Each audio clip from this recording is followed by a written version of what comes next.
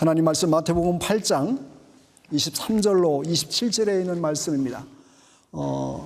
주보우측 상단에 오늘 본문의 말씀이 기록되어 있습니다. 우리 다섯 구절인데요. 우리 한 말씀씩 공독하신 후에 마지막 27절 말씀은 같이 읽도록 하겠습니다. 제가 먼저 23절 말씀 봉독합니다. 배에 오르심에 제자들이 따랐더니 바다에 큰 놀이 일어나 바다 물결이 덮이게 되었을 때 예수께서는 주무시는지라. 그 제자들이 나와 깨우며 이르되 주여 구원하소서 우리가 죽겠나이다. 예수께서 이르시되 어찌하여 무서워하느냐 믿음이 작은 자들아 하시고 곧 일어나사 바람과 바다를 꾸짖으시니 아주 잔잔하게 되거늘. 우리 27절 말씀 같이 읽습니다. 그 사람들이 놀랍게 여겨 이르되 아이가 어떠한 사람이기에 바람과 바다도 순종하는가 하더라. 아이가 아니야, 이가 어떠한 사람이기에. 우리 지난주에 이어서도 오늘 믿음에 대해서 오늘 말씀을 우리에게 주시고 있습니다. 여러분, 어떤 사람은 이렇게 인생에 대해서 이야기를 합니다. 인생은 바다를 항해하는 배와 같다라는, 특별히 인생을 오래 사신 분들일수록 많은 어려움들을 겪고 환난을 겪으면서 참 인생은 바다를 항해하는 배와 같다라는 말이 참 실감나는 듯 하기도 하고, 또 연세 드신 분들마다 이 말씀에다 수긍을 하리라고 생각합니다. 배를 운전하는 선장은 언제나 바다가 고요하다라는 것을 생각하지 아니하고 언제든지 풍랑이 일고 폭풍이 몰아친다는 것을 염두에 두고 그럴 때에 어떻게 대처해야 되는지를 생각하면서 항해를 하게 되는 것을 보입니다. 그런 선장이 바로 지혜로운 선장이다라고 할 수 있습니다. 저는 전라북도 장수라는 산골짜기에서 어린 시절을 보냈습니다. 어린 시절에 한 가지 소망이 있었다면은 아주 바다를 보는 것이어서, 내륙 지방에 살다 보니까 바다를 초등학교 졸업할 때가 거의 보지를 못했었는데 저에게 바다를 볼 수 있는 그 기회가 초등학교 6학년 때 있었습니다. 저희가 전라북도 장수군 식천리에서 자랐는데 저희 초등학교에서는 이제 4학년, 5학년, 6학년 때에 농번기 때라든지 또 이제 가을 추수 때에 한 며칠씩 이렇게 일을 파견 근무를 나갑니다. 지금 생각해보면 이게 노동 착취 비슷한 그런 생각도 드는데 그 당시에는 그게 학교 행사였어요. 그래가지고 4학년, 5학년, 6학년이 이제 모두 심어주고 또 보리도 베고 하면서 이제 돈을 이제 받게 되면 그 돈을 모아가지고 6학년 때에 이제 수학여행을 이제 보내줬어요. 시골 학교다 보니까 이제 다 가정 형편이 넉넉지 않아서 그렇게 해서 이제 6학년 때 졸업여행으로 수학여행을 갔는데 간 곳이 바로 전주와 또 이게 군산, 장항 이곳이었어요. 초등학생 때는 그것이 최고의 도예지를 이제 방문할 수 있는 가장 멋진 곳이었는데 장항 재련소를 보고 또 군산에서 큰 아주 엄청난 규모의 목재 재련소를 보고 또 전주의 그 당시에 덕진공원도 보고 또 이게 시내를 구경하는 그랬는데 이 장항에서 배를 타고 군산인지 전주인지 한 30분을 배를 타고 이동을 해야 했어요. 거의 다 시골에서 또 내륙지방에서 살다 보니까 배를 한 번도 거의 다 타보지 못했어요. 30분 정도 통통통 배는 하는 크지 않은 배를 이제 수학여행 간 그런 어린이들이 탔는데 채 10분도 지나지 않아서 모두가 다 뭘 했겠습니까? 다 토해내세요. 다 그냥 다 난간에 나와가지고 다 그냥 토하고 그러면서 30분 동안 너무너무 많은 고생들을 모두가 다 했습니다. 나도 토하고 이 친구도 토하고 다 토하면서 처음 탄 배를 근데 특별히 이 배를 타고 이제 바다를 이렇게 지나가면서 너무너무 실망스러웠어요. 이 파란 바다, 술렁이는 그 파란 바다를 기대했는데 이 황해 바다가 색깔이 어떻습니까? 이게 꼭 영국 티 색깔처럼 누리끼리 누런 바다였어요. 이게 바다가 이게 파란 바다만 있는 건 아니구나 라는 것을 처음 그때 보면서 깨달았습니다. 이런 바다는 잔잔할 때도 있지만 바람이 불고 폭풍이 몰아치면 출렁거리게 되고 무서운 그런 집채만한 파도가 있는 것이 바로 바다입니다. 우리의 하루하루에 살아가는 삶의 여정도 어쩌면 출렁이는 바다 위에 항해하는 배와 같다라고 말할 수 있습니다. 그 배의 여정, 때로는 험난한 여정, 예기치 않은 그런 집채만한 파도가 때로는 몰아치기도 하는 것이 우리의 인생 여정입니다. 그래서 주님께서는 우리의 삶의 그 모습을 아시고 요한복음 16장 33절에서 이렇게 권면하셨어요. 세상에서는 너희가 환난을 당하나 담대하라. 내가 세상을 이겼노라. 이렇게 말씀하셨어요. 이 세상을 살아가면서 원하든 원치 않든 때로는 환난과 풍랑 같은 어려움들이 이 세상 가운데 있을 수 있다는 것을 말씀하신 것입니다.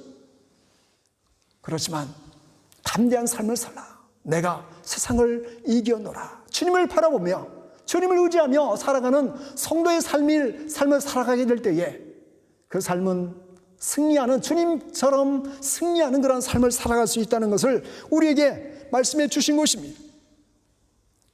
우리가 하나님을 믿고 예수 그리스도를 우리의 구세주로 영접한 성도의 삶이 무엇입니까? 이 세상을 살아가면서도 때론 풍랑이 일고 어려움이 있지만 그럼에도 불구하고 우리의 삶을 주관하시고 우리를 지키시고 인도하시는 하나님을 바로 믿음 가운데 거기에 우리의 믿음에 소망이 있는 것입니다. 그 소망을 바라보며 믿음의 발걸음을 한 걸음 한 걸음 옮겨갈 때에 믿는 자와 믿지 않는 자의 본질적인 차이가 무엇입니까? 그 걸음걸음 속에 평강의 주께서 함께 하시마 약속하고 있다는 것입니다. 오늘 본문은 예수님과 제자들이 가버나움에서 갈릴리 호수 건너편인 거라사인 땅에 이 땅으로 옮겨가려고 할 때에 배를 타고 이동하는 모습입니다. 노를 져서 이 갈릴리 호수 중간쯤 가게 되었을 때에 갑자기 강한 바람이 불어오게 됩니다. 그래서 모든 배에 탔던 사람들이 물속에 빠질 긴급한 이 상황에 지금 빠져들게 돼요. 여러분, 갈릴리 호수는 지중해 바다보다 수면이 약 209m나 더 낮다고 합니다. 그래서 저 북쪽의 헬문산에서부터 차가운 바람이, 차가운 그런 공기가 유입되고, 그 남쪽의 아라비아로부터 사막으로부터 뜨거운 이 바람이 불어오면서 만나게 되면서 이 갈릴리 호수에서 예기치 않게 큰 그런 광풍처럼 풍랑이 일어나게 되는 것입니다.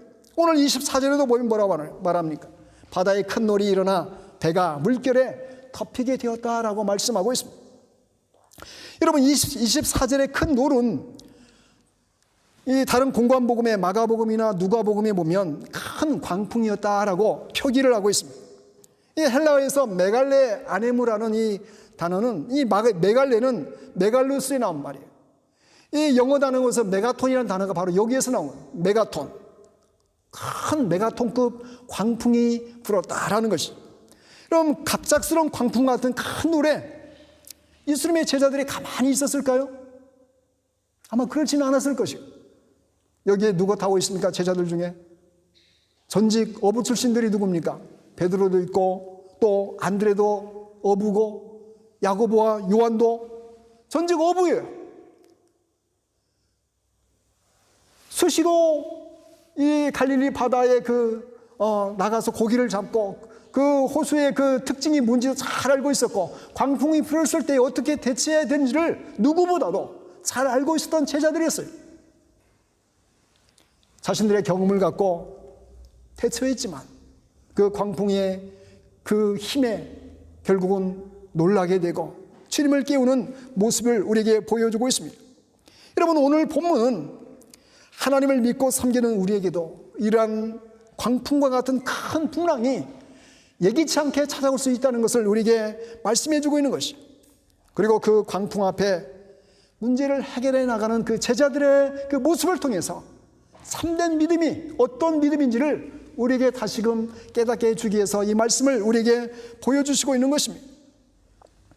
먼저 인생의 풍랑은 하나님을 잘 믿는 사람에게도 반드시 찾아온다는 것을 본문을 통해서 말씀해 주고 있습니다. 23절에 보면 배에 오르심에 제자들이 따랐더니라고 말씀하고 있습니다. 다른 사람도 아니고 예수님과 함께 배를 탔으면 좀 파도들도 좀 잔잔하게 해서 예수님이 평안하게 좀 다른 미션을 위해서 좀 잘 가실 수 있도록 방해를 하지 말았음에도 불구하고 오늘 본문에 보니까 그들에게도 풍랑이 동일하게 임했다라는 것을 말씀해 주고 있어요. 특별히 우리가 하나님을 믿고 신앙생활을 하게 될 때에 내가 열심히 예수를 믿고 열심히 신앙생활을 했는데 이 도대체 이게 뭡니까? 오히려 믿지 않는 사람보다도 나의 삶의 자리는 더 황폐해지고 더 앞길은 더 첩첩산중 같고 그렇게 내 앞길의 진로를 위해서 기도하고 하나님의 뜻을 구했음에도 불구하고 뭐 하나 바뀌지 않은 것 같은 그런 생각이 들게 될 때에 뭐 기도할 필요 있겠나? 뭐 이래가지고 뭐 하나님 말씀 순종한다고 고백해도 이게 뭔가 이게 내 삶의 자리는 바뀌지 않음으로 인해서 고민이 되고 믿음의 그 자리가 흔들릴 수 있다는 것을 다시 한번 생각하게 되는 것입니다.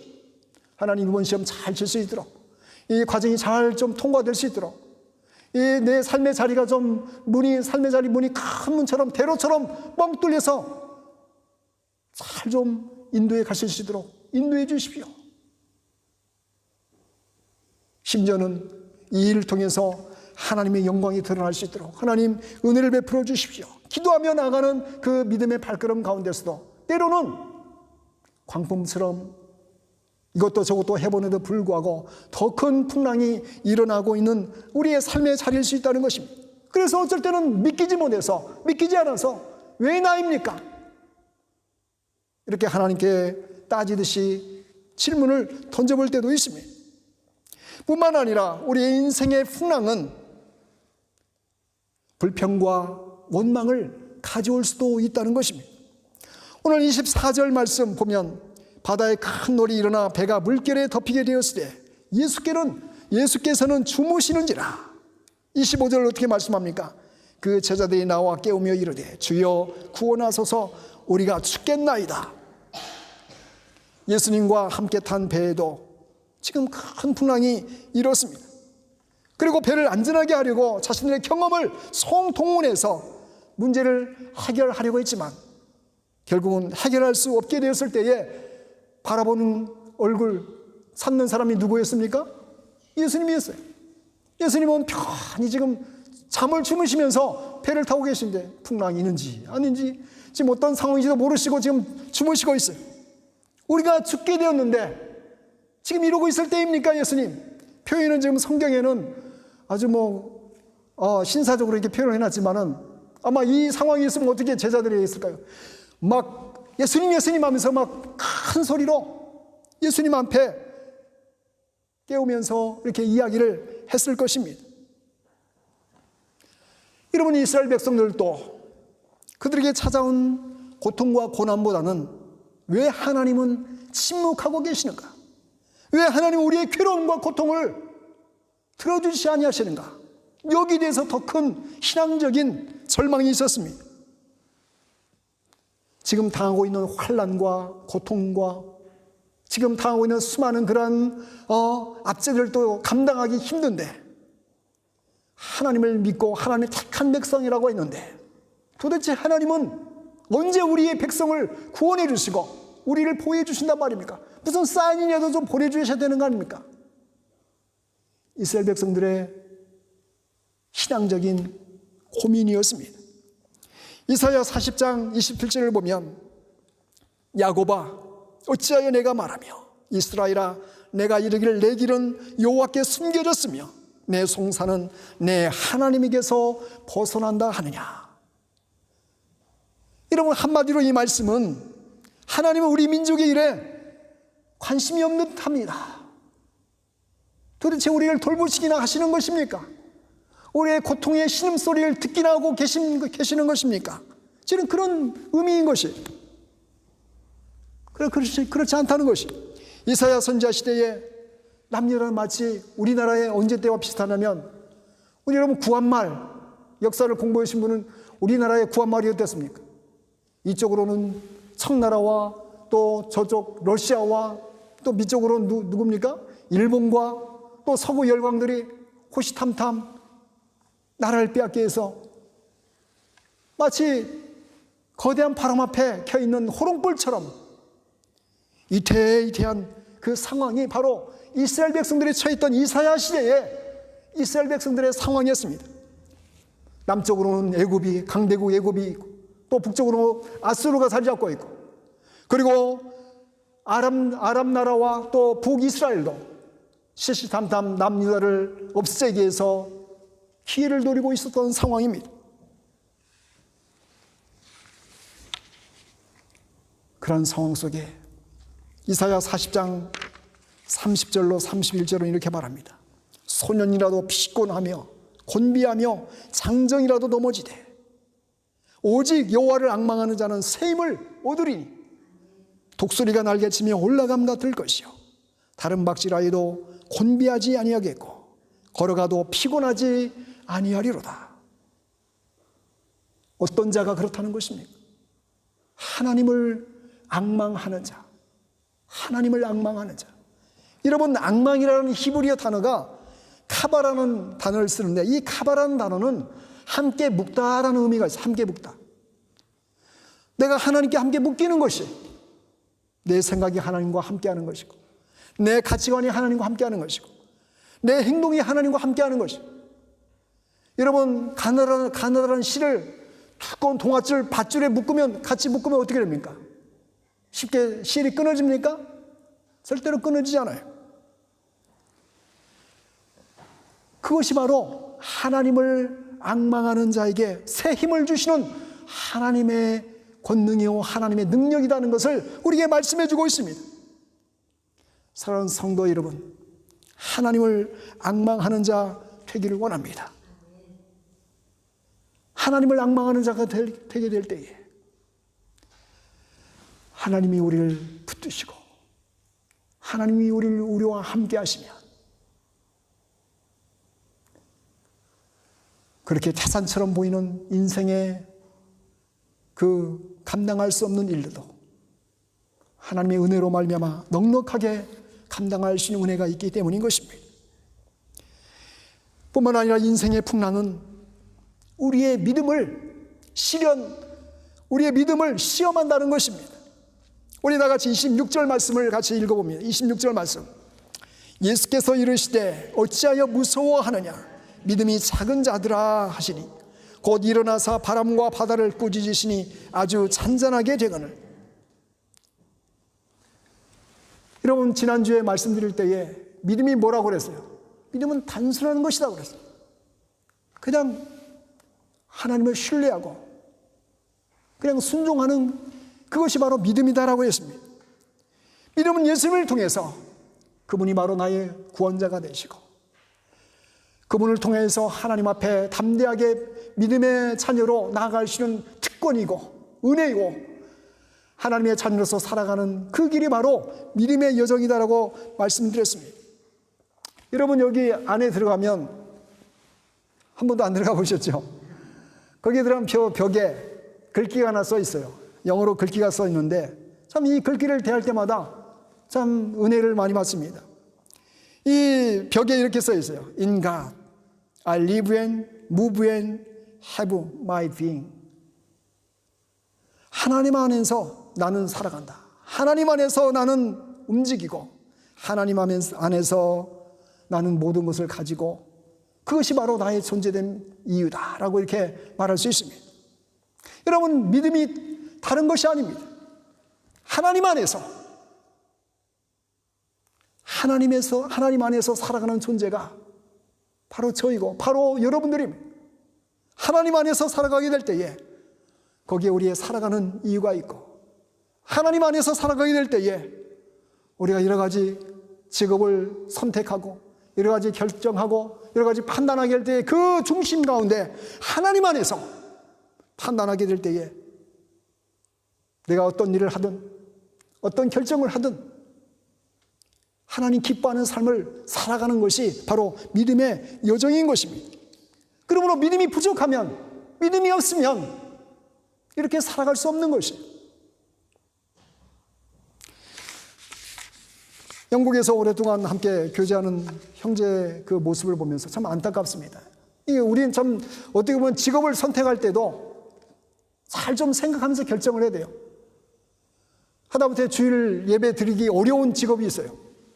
물론 뭐 그걸 다 극복하고 직업을 결정할 수도 있겠지만은 가능하면 우리가 믿음의 삶을 잘 살아가기 위해서 어떻게 해야 됩니까? 만약에 뭐 맨날 막 여행 다니는 그런 직업을 선택하면 주일날 다 그냥 뭐 거기에 맞춰서 살아갈 수 없게 믿음의 삶을 살아갈 수가 없는 것이죠. 그러면서 믿음이 좋은 성도로서 서 있는다는 것은 불가능한 것이죠.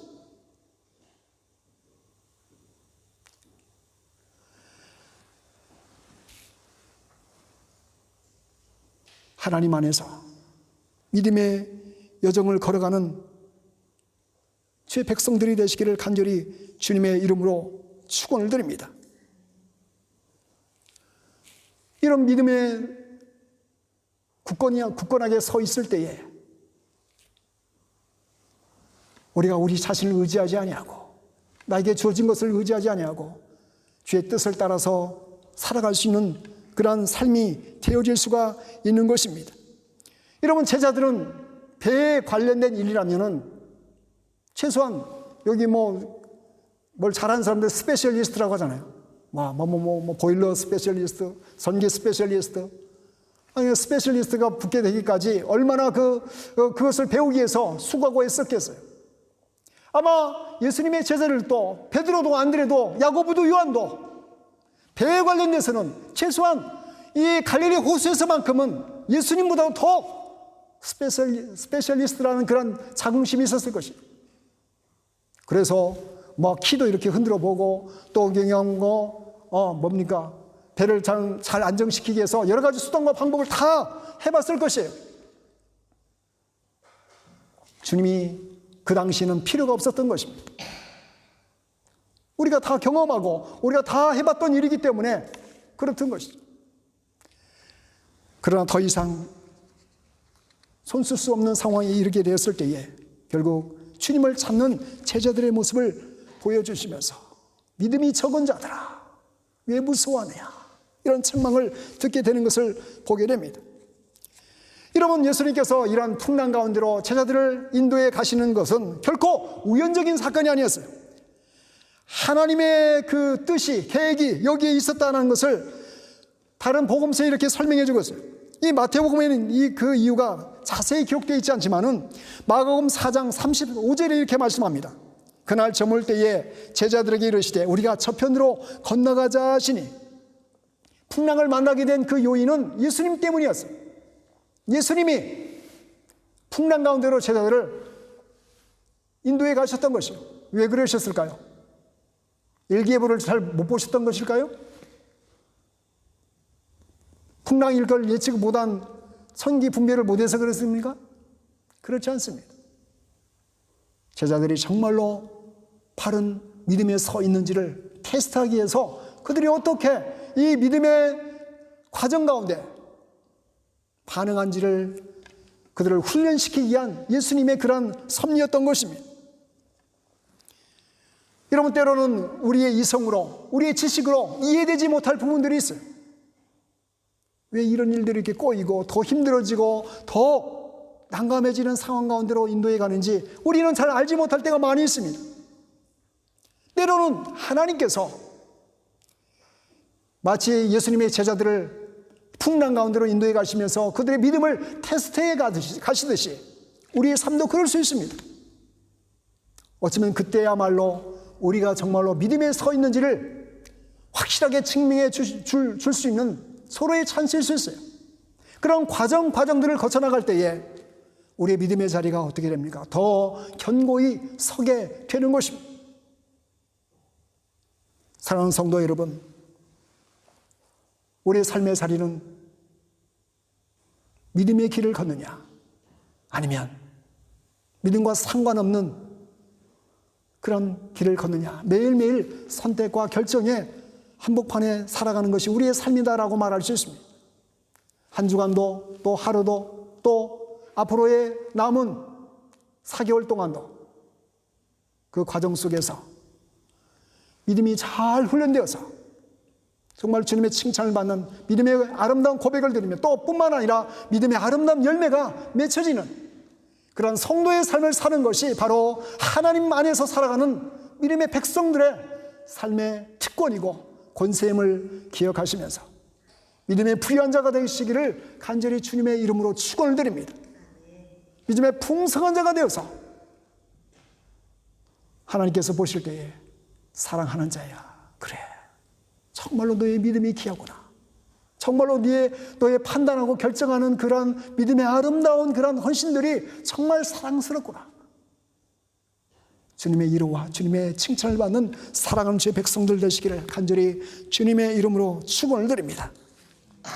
우리 이 시간 우리 자신을 바라보면서 믿음 없는 자가 되지 않고 믿음이 있는 자가 되어서 하나님의 기쁨이 되고 하루하루 살아가면서 정말로 우리가 세상에 미혹되어서 믿음 없는 결정, 믿음 없는 삶을 살아가는 것이 아니라 믿음의 증거를 드러내고 믿음의 풍성한 열매를 맺히는 하나님의 사람 되게 해주십시오. 그런 마음으로 우리 자신을 바라보며 한 3분 정도 결단의 기도하도록 하겠습니다. 같이 기도하십니다.